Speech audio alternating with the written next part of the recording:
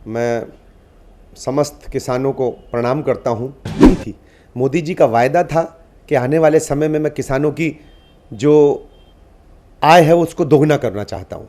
70 वर्ष में किसान किस तरीके से पिसा है, किस तरह से वो गरीबी से नहीं निकल पाया है। 90-95% किसान, सिर्फ 5% 10% किसान ऐसा है जो अपनी जीविका का पूरी तरीके से ख्याल रख पाता है। और मिर्च जो अपोजिट वालों को लगी है वो इसीलिए लगी है कि 70 साल से जो किसानों का दोहन करके अरबपति और खरबपति बने हैं, उन्हीं को सबसे ज़्यादा मिर्च लगी। चाहे वो बादल जी की बेटी हो, चाहे वो पवार जी की बेटी हो। रोज हजारों करोड़ रुपया सालाना दिखाते हैं और उसमें से ये दिखाते हैं कि हम खेती से पैदा करते हैं, जबकि खेती के नाम पे उनके पास सिर्फ गमलों में कुछ पौधे हैं। नमस्कार, मैं जितेंद्र प्रसाद, सुपरफास्ट न्यूज में आपका स्वागत है। राज्यसभा के इतिहास में पहली बार इस तरीके हुई घटनाएं, जैसे आम आदमी पार्टी के संजय सिंह, डेरेक ओब्रायन सहित 6 सांसदों ने राज्यसभा के उपसभापति का अपमान किया। ये घटना क्यों हुई? हमारे साथ भाजपा के डॉक्टर यूके चौधरी हैं, हम उनसे जानने का प्रयास करेंगे ये इस तरह की घटनाएं क्यों हो रही है। डॉक्टर साहब, ये परसों जो राज्यसभा में हुई है, इसका क्या कारण है? जी, मैं समस्त किसानों को प्रणाम करता हूं और उससे ज़्यादा धन्यवाद करता हूं हमारे प्रधानमंत्री श्री नरेंद्र मोदी जी का, कृषि मंत्री तोमर जी का और कैबिनेट मंत्रालय का पूरे, के उन्होंने जो निर्णय लिया है किसानों के लिए। देखिए, मोदी जी की कोई नई चीज़ नहीं थी। मोदी जी का वायदा था कि आने वाले समय में मैं किसानों की जो आय है उसको दोगुना करना चाहता हूँ, और होनी ही चाहिए। 70 वर्ष में किसान किस तरीके से पिसा है, किस तरह से वो गरीबी से नहीं निकल पाया है। 90-95% किसान, सिर्फ 5% 10% किसान ऐसा है जो अपनी जीविका का पूरी तरीके से ख्याल रख पाता है, जो बीमार होने पर ठीक इलाज ले लेता है, अन्य प्रकार की सुविधाओं को कर पाता है। तो ये उनकी एक सोच थी, और उस सोच में ऐसा नहीं कि कोई चमत्कार होने वाला है। उसके लिए उन्होंने डिफरेंट ये बिल, जो 3 बिल जो तैयार किए, उसी के लिए किए हैं।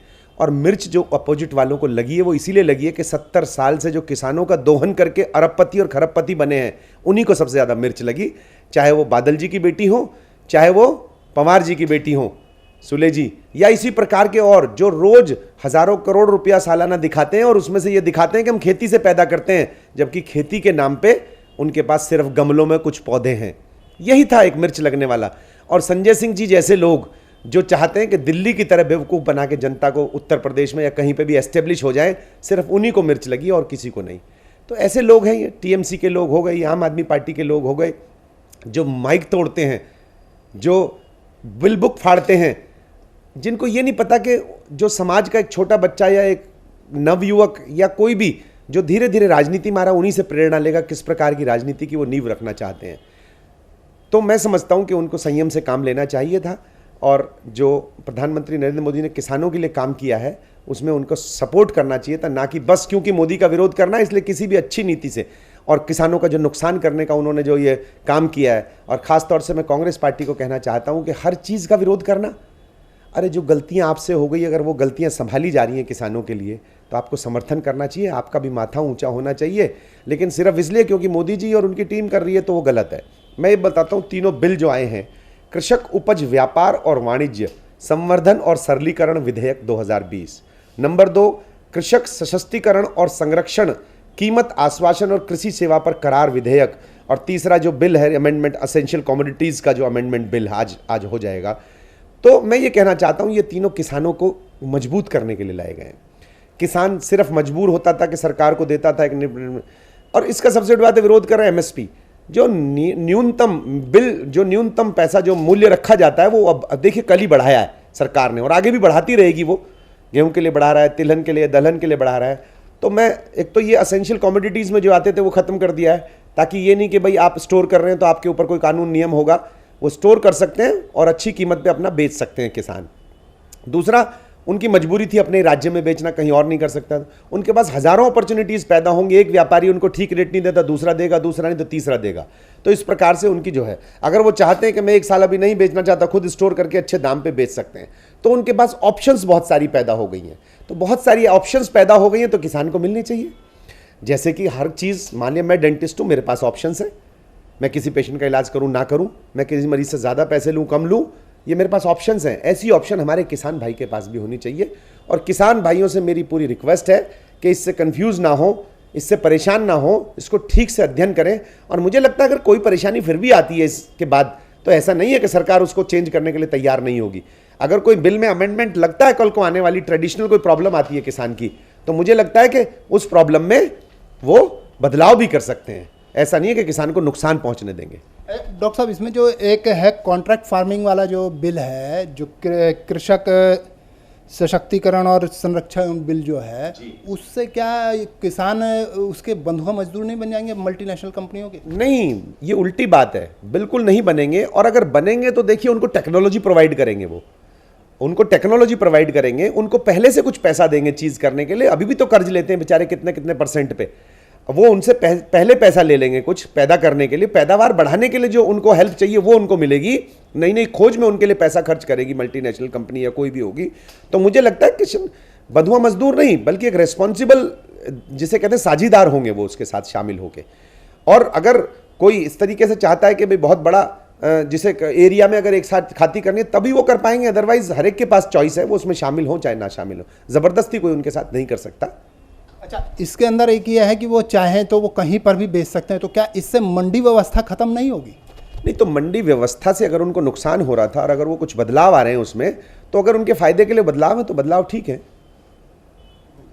और ये जो दलहन तिलहन और आलू प्याज को जो आवश्यक वस्तु अधिनियम से हटा दिया गया है, तो क्या इससे इसकी जमाखोरी बढ़ेगी? नहीं, देखिए, इसकी जमाखोरी अगर बढ़ेगी तो वो किसान के पास भी ऑप्शन होगी।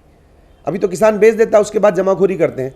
अगर उनको लगता है कि अच्छा रेट मिलने वाला है तो अपनी चीज़ को कुछ बेचेंगे, ज़रूरत की कुछ को संभाल के रखेंगे, लेकिन वो मजबूरी में नहीं बेचेंगे, वो भी अपनी चीज़ों को संभाल के रख सकते हैं।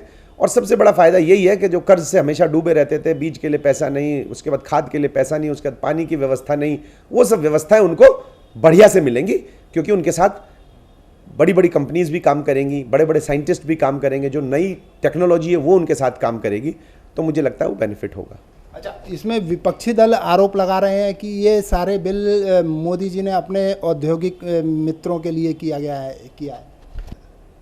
नहीं, जिस प्रकार से देखिए अभी हमारा किसान भी शिक्षित हो रहा है, किसानों के बेटे ग्रेजुएट पोस्ट ग्रेजुएट शिक्षण ले रहे हैं, इंजीनियरिंग हाई टेक्नोलॉजी ले रहे हैं, तो किसानों के बेटों का भी इंटरेस्ट आएगा। 10 किसान के बेटे मिलकर आपस में एक एसोसिएशन बना सकते हैं। जरूरी नहीं है कि औद्योगिक घराने से ही सब कुछ होना है। औद्योगिक घराने, और ये नहीं कि बड़े बड़े अडानी और उनकी बात हो रही है, सिर्फ अंबानी की बात हो रही है। औद्योगिक घराने हज़ारों में हैं और सब ओपन है। आप आज आपका अगर इंटरेस्ट है, आप चाहते हैं कि मैं कृषि में इंटरू, मेरी 50 बीघे ज़मीन है मान लिया, और उसमें खेती टेक्नोलॉजी से करना चाहता हूं, तो उसमें सब चीज़ सहयोग मिलेगा। और मुझे नहीं लगता कि कोई परेशानी एक औद्योगिक घराने की कोई मोनोपोली होने वाली है।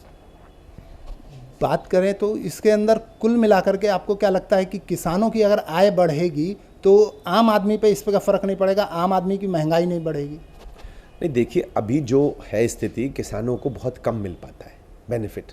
जो मेनली प्रॉफिट है वो व्यापारी वर्ग ले जाता है, जो बिचौलिए हैं, जो दलाल हैं, जो स्टोर कर लेते हैं चीज़ों को, उनको मिलता है अभी तक। जब किसान को बेहतर मिलेगा तो उनका मार्जिन जरूर कम होगा, क्योंकि जनता तो बहुत कॉस्टली नहीं खरीदने वाली है। जनता अपनी 10 जगह से, उसके बाद ऑप्शन से 50 जगह ऑप्शन है, वो डायरेक्ट भी मंडी में जाए, डायरेक्ट भी किसानों के पास जाए डायरेक्ट। तो मुझे लगता है ऑप्शंस जब जनता के पास बहुत होंगी तो महंगा नहीं होगा। लेकिन अगर कोई महंगाई वाली कोई चीज़ होती है तो सरकार कोई ना कोई उपाय उसके लिए उठाएगी। जनता को आप इसके बिल के बारे में आप समझाने के लिए और क्या कर सकते हैं? नहीं, मैं यही कह सकता हूँ, देखिए किसी की भी कोई क्वेरी है तो अपने क्षेत्र के भारतीय जनता पार्टी के जिम्मेदार नेताओं से मिले, बैठकर बात करें। दूसरी पार्टी के लोग कंफ्यूज करेंगे, और ये ऐसी स्थिति है कि लोमड़ी के अंगूर खट्टे हैं, क्योंकि उनके पास अभी सरकार में वो शामिल नहीं है। तो उनका विरोध करना ही एक नेचर है, और वो मिसगाइड करते हैं। देखिए नोटबंदी में मिसगाइड किया, देखिए जनधन खाते में मिसगाइड किया। आज 500-500 रुपया सबकी पॉकेट में आ गया, गरीब व्यक्ति की सिर्फ जनधन खाते से संभव हुआ, वरना लूट मच जाती, हजारों करोड़ रुपया कहीं भी बढ़ जाता, जरूरतमंद आदमी को नहीं मिलता।